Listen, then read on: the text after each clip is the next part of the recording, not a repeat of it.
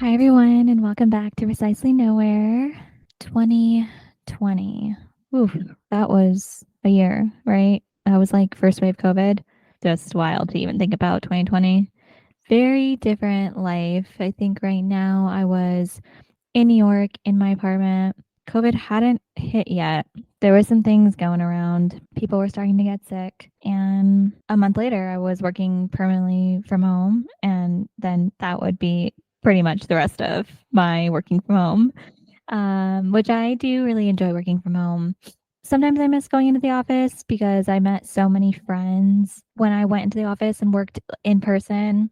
Like, I've made so many friends that are friends for life because we bonded, sometimes trauma bonded at work, but bonded nonetheless, and got to do things like go to happy hours, hang out after, hang out on the weekends. Like, you just were around each other so many hours that, at least in my experience, I got to know people outside of like who they were in a work setting and get to know them personally. And that was really nice because I made friends, and some friends I haven't talked to in a while, but I still, keep in touch with them on social media, and I'm seeing what's happening in their lives, and that's really nice. So, friendships as an adult, like, they go through ebbs and flows. But as we round out February, I wanted to talk about finding your people in adulthood and adult friendships, maintaining them as we grow,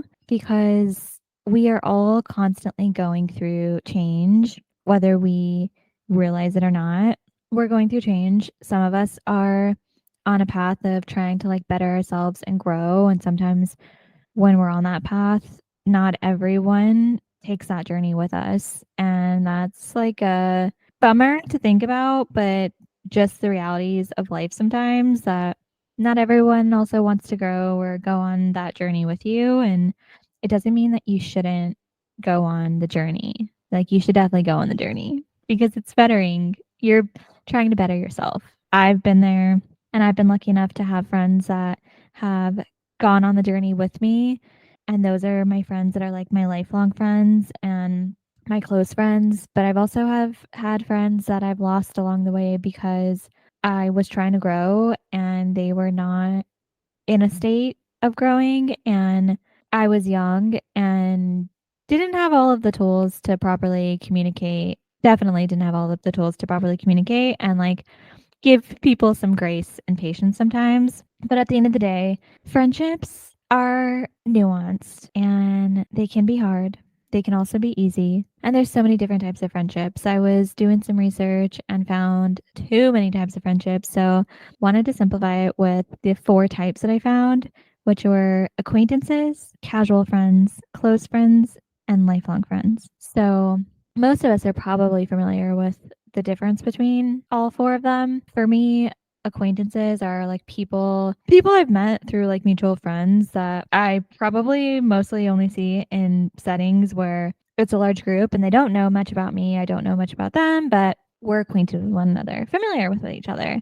Not on a deep level, on a surface level mostly. Casual friends, I would say, are people that know me on a deeper level, but I don't keep in touch with as often.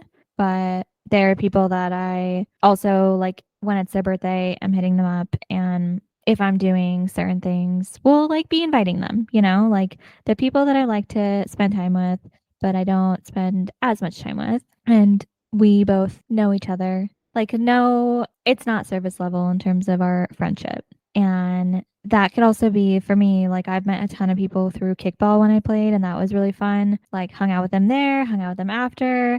We would do like kickball parties, but also I'd invite them to like my birthday. They'd invite me to their birthday. So that type of casual friends. And then close friends, for me, those are people that I talk to and I would just spent more time with like over the years, and like genuinely just, they're in my circle of people, and whether I see them frequently isn't really as much for me like a determining factor. It's more the fact that just the level in which our friendship is. Like, I have confided in them, they've confided in me. We've gone through life together and lots of different experiences and growth and continue to still stay friends. So those are like my close friends, and lifelong friends are people that have been through it with me, like thick and thin, ups and downs, good and bad days. I know that I can go to for like anything. And for me personally, like close friends and lifelong friends, I feel like they kind of overlap. I guess the only difference would be is maintaining a lifelong friendship and those people that I know like you're going to be in my life forever. And I would like to think that in terms of lifelong friends, I am trying to focus on friendships like that as well because I want to have friendships that last a long time and people that have known me through all my stages of life. It can be easier said than done maintaining those friendships, but it's definitely doable with some like friendship maintenance. And that goes both ways. And I can find myself sometimes like not being the best at keeping in touch with people. So I am trying to work on that.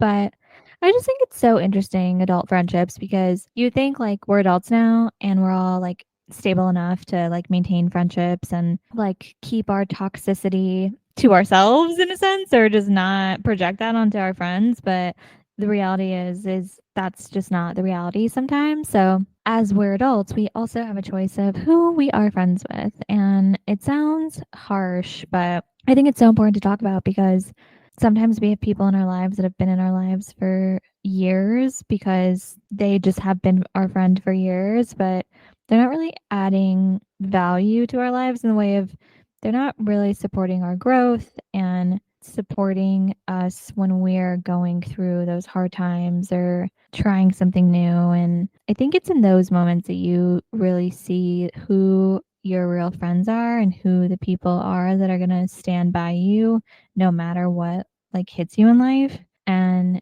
knowing who those people are is important because we all deserve to have people in our lives that are giving as much into a relationship as we are. That's my opinion. Maybe it's a hot take, but it can be daunting making new friends. And that's something I'm experiencing as I'm in a new city and outside of my comfort zone, not in New York anymore, where like I had my friends and my little tribe, and that was nice. And I knew who I was hanging out with on the weekends or whose birthdays I was going to, and everything was just normal. And then I met friends along the way as well, and that was really nice too. But now that I am in California and having to make the effort myself, really, it's different, but I'm embracing it and trying to be open to new friendships and relationships.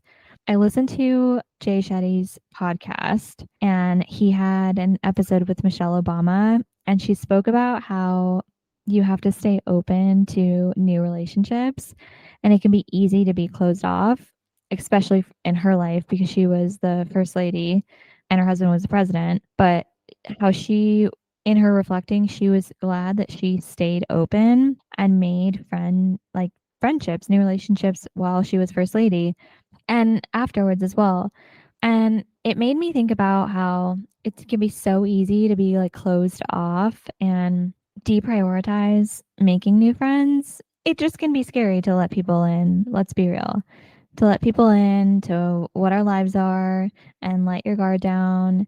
And why do we have to do this still as adults is the real question. But at the end of the day, we have to do this sometimes because life changes and it's not, not everything is always going to be the same. Like I wouldn't necessarily maybe have to be as open if I lived in New York still. But as I'm growing, I am trying to be open to new relationships because in order for me to have a really fulfilled life here in California, I am realizing that I need to make the efforts to start to plant roots here and find my people outside of my family because I love my family and I have lots of friends through my family. My family members are my friends. But on a personal level of having some people to go to dinner with or hang out with in different capacities, and both of us encourage each other's growth in different ways, I think I could value from that and value from meeting new people. So I'm trying to make friends in 2024 and putting in the effort even when I get lazy or want to make excuses because at the end of the day, if I don't try and I don't stay open, I'm definitely not going to make new friends. I mean, I can't expect people to just drop on my doorstep and be like, I want to be your friend. So the reality of it is that if I want it to happen, I need to make it happen. So that is something that I've been noodling with recently. And also in talking to like Marco and people, I have been hearing about people being conflicted with their friends, not being totally okay with what how the dynamic of certain friendships. And on that note, I think that some it's okay to let people go. It's definitely hard and it's easier said than done, but it's part of each of our growth journeys. There's going to be people in our life that don't grow with us, and it's going to be up to us. And if we let those people continue to take energy from us and not give any energy back. And I'm not saying that each friendship should be, okay, I give you energy, you give it back to me. But I also think that healthy friendships do have a balance of that give and take, that it's a two-way street, that we're friends. And there's going to be times when one friend, and I've experienced this, maybe isn't being the best friend and is caught in their own little world. But being able to have real conversations with friends is, in my opinion, how you can know if someone's going to be one of those lifelong friends or someone that maybe is in your life for a season and still a reason, as they say. So, as I'm making new friends, I wanted to share some tips on how I'm doing that and how I've also strengthened relationships with my friends over the years because I've had lots of relationship up and downs when it comes to friendships. But what I've learned over the years is that quality lifelong friendships, they take work and they take compromise from both parties. So, how I'm making new friends and how I've strengthened relationships over the years, being open to new people, truly being open to new people that you meet. I met she's now one of my best friends. I met her at my friend's birthday. We clicked, we hit it off. The rest is history. I was like, I like you, you like me, let's be friends. And we both continued to make an effort in our friendship for years now. And it's awesome because had I not been open to making a new friend that day, I would have just met a cool person, seen her occasionally through my best friend, and then let like that would be it. But I leaned in and was like, she's a cool person. I want to be her friend. She felt the same way. And now we are great friends. And I love her. And she loves me. And that's awesome. You know, when you meet someone and you really vibe with them and then you both put effort into maintaining a friendship like that. Sometimes it's that easy. It's just leaning in and not overthinking it. So that is one way. Setting boundaries, and this goes for any relationship, but friendships especially. So for me, I know that my best friendships are those that are like understanding and they know me deep down. And it's important that they know me deep down because they know where my intentions come from. Or if I like fall off the radar for some reason, they are not quick to judge me, but are understanding. And that is important part of for my friendships because I want friendships at this point in my life where they understand me, they have give me grace, and the same goes back to them. We're all going through life changes on a day-to-day basis, and that sometimes impacts our friendships, but what's most important is to have boundaries in place to help you navigate these changes and to have friends that respect your boundaries. Because if you have friends that don't respect your boundaries, well, that may cause tension in your friendship. And I don't have as much, honestly, of that in my friendships because I don't know why. I don't. Maybe because I'm not friends with people that don't respect my boundaries. They're not my good friends, but having boundaries is super important so that way you both feel respected in the friendship, and your friends knowing your boundaries is also important for maintaining healthy friendships. And if someone can't respect your boundaries at the end of the day, maybe they're not for you. And that is harsh, but it's true. It shouldn't be that hard to keep a friendship in terms of respecting each other. Everyone goes through things. Give your friends grace. That is super important, but there's a level of, okay, I've given you a lot of grace and now I need to also be respected. We all need to be mindful of each other's boundaries. The next one is accepting our friends for who they are. We can't change people. And if we're unhappy with the friendship, it's a choice we have to make as individuals. I've had to make that choice. Yeah, it's just the reality is you can't change people. And if being friends with them is causing more like negativity or chaos in your life, then maybe they're not your cup of tea. And that might be unfortunate because at some point you may have thought this person's super cool and they may still be really cool, but maybe they're just not the friend for you or you're not the friend for them. And we have to be open, open our eyes and be able to acknowledge that because I feel like sometimes I've been there where I've just let friendships go on for too long and I'm like, this is not serving me in a way that I think as me being a great friend, it should. And that's not me trying to be selfish. It's just me trying to protect my mental health also and my energy because I only have so much of it to give. And if it's being so much of it's taken from one specific friendship or certain specific friendships, then I gotta like come correct and refocus my energy. So I lost some friends after moving to New York when I was 17. Not immediately, but eventually because looking back, there wasn't a mutual like acceptance for like what we had going on in our lives. I remember like trying to work with my dad and one of my friends just very focused on what she had going on and needing more support from me, but I needed to be doing the things that I was doing as well and felt like I was lending support, but the support I was giving wasn't enough. So that's where boundaries come in and respect both ways of what people have going on. And for me, I remember feeling like, who am I in this relationship? Like, I have this stuff going on and it feels like you're not hearing me and I can't just drop everything for you. And especially if I'm just feeling not heard, it just, especially if I felt at the time like I had been there for her and I was young. So did I handle the fallout of our friendship the best that I could have? No. And could I have given her more grace? Probably. But that's where like age and living and learning really comes in.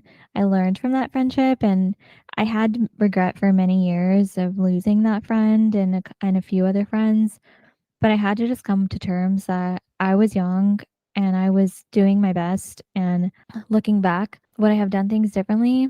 Yes, but I can't go back in time. So all I can do is use it as a learning lesson moving forward. And we still keep in touch and really just are friends on like Facebook. And it's lovely to see all the things going on in her life. And I wish her and some of my friends that I've lost touch with that were like my best friends, I wish them all the best and no harm. And it sucks like looking back and being like, if I would have just maybe given everyone a little bit more grace, I would still have friends that I was friends with since like middle school. But honestly, I was doing my best and my life was I was going through a lot and doing and navigating it to my best ability. Having moved to New York at 17 and then my freshman year was rough. I that summer I needed to be near family and get some money so that I could go back to New York with some money and I was a little bit in my bubble but in a state where I needed people around me that could be understanding and could also like make an effort for me if I couldn't make the effort because some of us, we get in there's stages in our life where we're just like you're hanging on you feel like you're hanging on by a thread and you're like I can't. So it can be hard to navigate those situations. And in reality, just know that I didn't have all of the tools. Like I was young, and being 30 now, I know that I have tools, but I'm still growing myself. And what I've learned from that is that I need to accept my friends. And if the friendship's important to me, make the efforts to maintain that friendship and be a good friend to them within reason of making sure like my boundaries are also being respected. And that vulnerability is a way that I've maintained my friendships since then as well. It's a two-way street being vulnerable with our friends, and I think it helps build trust. I know it helps build trust, and I can find it hard sometimes to be vulnerable. But what I've realized the older I get is that it builds a strong and great friendship, and letting people in and them really knowing you, it helps in those moments when you are like struggling or suffering or like having those dark days because they know you. But it's on us to let people in. It really is on us. Like we have to let people in. And I haven't always been the best at letting people in. I was definitely not great at letting people in my early 20s and in college. I did my best, but I was just figuring it out and going through lots of change, and that's not an excuse, but it's just my reality of being so far away from home, 3,000 miles away from home. Honestly, I was surviving. I was loving New York City, but I was trying to get good grades in school, do internships. I was studying abroad. I was doing so many new things I'd never done in my life before that maintaining my friendships and relationships didn't always wasn't always my top priority, and I've learned the repercussions of that now. But, since then, have made great friends that I still have. So, not trying to throw a pity party for myself. I'm just trying to be transparent in that I have gone through like friendships that I've lost that I really did value at different parts of my life because I haven't been the greatest. But I am a great friend, and I am learning from those experiences. Wellness checks is the next one. I love a good wellness check. Disguised sometimes because people get afraid with wellness checks. So just hey, I want to catch up with you. It's been a while. To check in is what a wellness check in for me is usually like, especially being long distance with my friends right now. Most of my best friends are in New York. Just because text or voice message, setting up time to do a FaceTime has really helped with friendships when you're not in the same place with them. Like, yeah. And even if you are in the same place but have been so like caught up in your own little world or vice versa, highly recommend it. And especially if you see them going down a questionable path. And I don't think we should ever judge our friends for whatever paths they take, but doing a wellness check is so important. Like, we have to normalize, in my opinion, speaking up for the greater good. And I think being a great friend doesn't mean watching your friends spiral into like toxic behavior or toxic relationship. And I've had experience with this too. And it's uncomfortable, like being willing to have those uncomfortable conversations. They're not fun, but at the end of the day, if the tables were turned, would you want your friend to have that conversation with you and help steer you back on like a healthy path? I definitely would, which is why I'm a huge advocate for telling our friends when they're going down unquestionable paths. At the end of the day, we can't change the decisions that they make. We have a choice on maintaining like being their friend still, and I've definitely like stuck by my friends, but also trying to like have real conversations with them so that they feel safe to share their feelings. And you're trying is the key word. You're just trying to be there for them and make sure that they know that. No judgment. I think it's so important. Just so important because I just can't be a bystander. So it's easier said than done. But I love a wellness check. I think we should all do them with our friends. And I feel like women especially, men stay in relationships for way too long sometimes, that I feel like women stay in relationships that aren't serving them, and we see our friends in these relationships, and I think we all need to be more open to friends like looking out for us, because it's really just for you wanting the best for a person, usually in my opinion, not for any sort of malicious reason. So maybe it's a hot take, but I feel like men do it. Like men will be like, "Ooh, that girl is a lot," or like, "Are you happy?" I feel like men do it like nonchalant, and I just like want to normalize the women doing it too, and like all people doing it because we all deserve to be happy, and we all get stuck in relationships or friendships that are like toxic. I've been there, so I'm not saying that I'm like perfect, but normalizing that growth. So this one's a biggie, and it is really about asking yourself, like, are they helping you grow as a person or holding you back? Really think about that one. Like, are they helping you grow as a person? Are you trying to grow and are they supportive of that? Or are they holding you back and making you question yourself and questioning why you're trying to grow? Or putting down an idea about something that you like want to try as long as it's good, hopefully something positive in your life, but friends, in my opinion, shouldn't hold other friends back. So I think you got a real one there if you have a friend that's helping you grow as a person and not holding you back. And if they are holding you back, like check them. Like, hey, I feel like you're not being supportive of my growth and I want a friend that supports my growth. Like, can you be that friend because you value their friendship and you don't want to just like cut them off? Give them a chance to hear you and respond because if they don't know that you're feeling a certain way, it's going to be hard for them to correct anything, their behavior potentially, and, help build that friendship since it's a two-way street. Asking yourself also, is the friendship something that brings good energy into your life? And I'm not saying all friendships are going to be perfect and bring you lots of good energy, but I do think that friendships should bring, I guess I am saying that I think friendships should bring good energy into your life. You should have good energy in your life regardless, but do you want to be friends with someone that just brings negative energy into your life? Is the real question. Personally, I don't because I want someone that is adding to my energy, not taking away. And there's going to be times when people are like going through things that their energy might not be good, but the fact that like what is the norm, What is the norm of like your friendship is what really to focus on.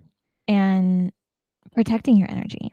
This goes for any relationship in your life, but friendships as well, like being able to protect your energy. And this kind of goes back to boundaries. Like, do you have to keep protecting your energy when you're friends with this person? Or is it a friendship that you're giving energy into, they're giving you energy back?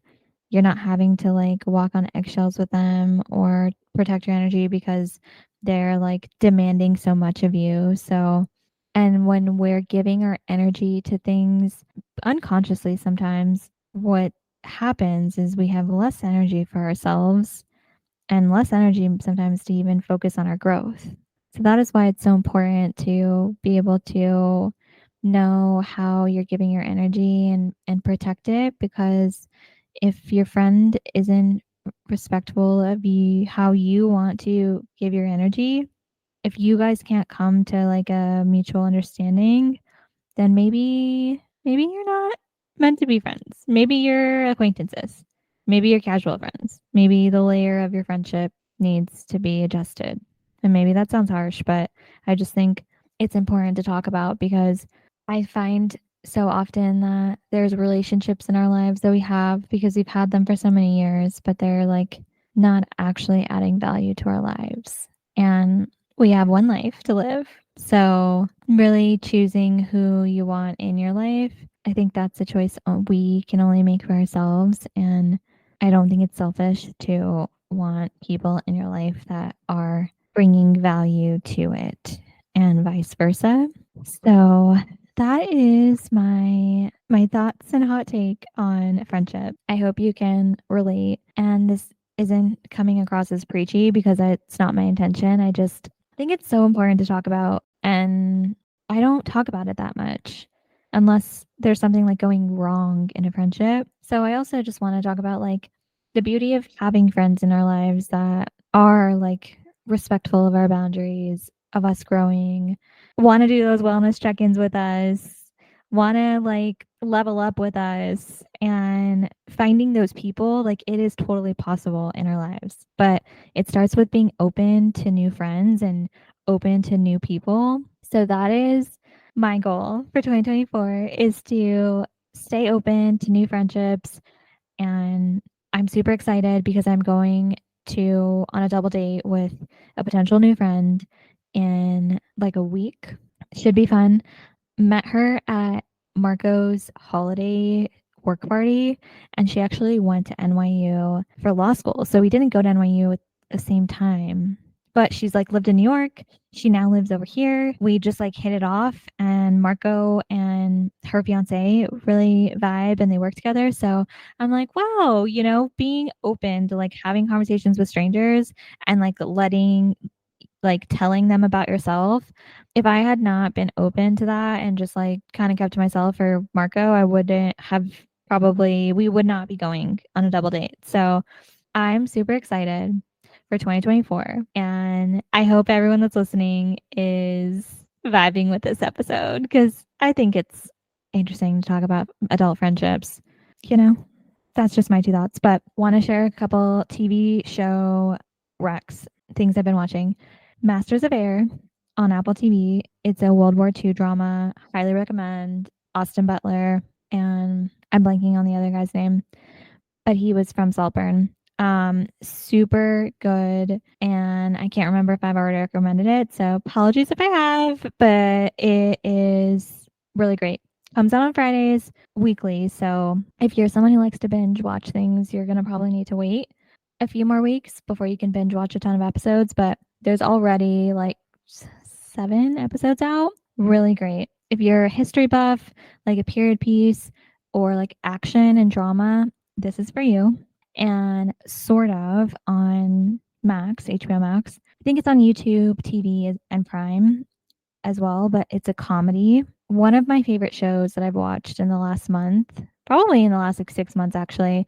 It's a comedy, follows a gender fluid millennial, and they're straddling with like various identities, exposing these identities to, family friends, and they are also Pakistani, so and it's set in Canada. Really great show. It really deals with gender and also culture and friendship and marriage. There's a ton going on, and it'll make you laugh, it'll make you think, it'll make you feel a lot of things. And the soundtrack, the music in it is really great. Like I Shazam a lot of the songs. It's a vibe. Check it out. Sort of is the name of the show.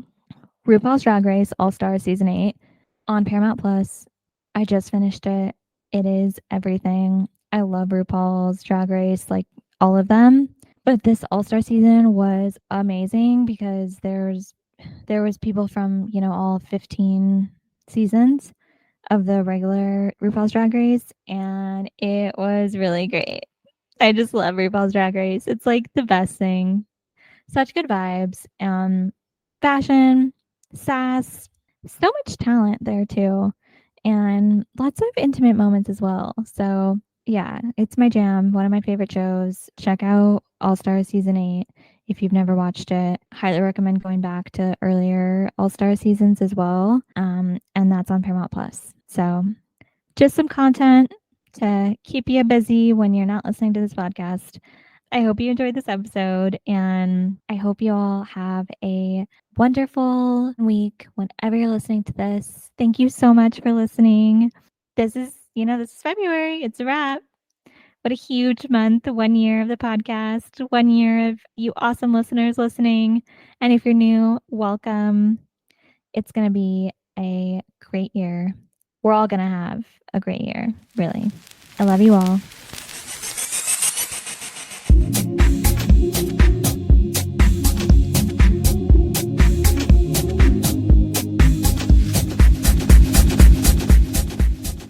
Music and editing done by Marco. You can find him at midnight, MIDNITE_mind80 on Instagram for more of his work.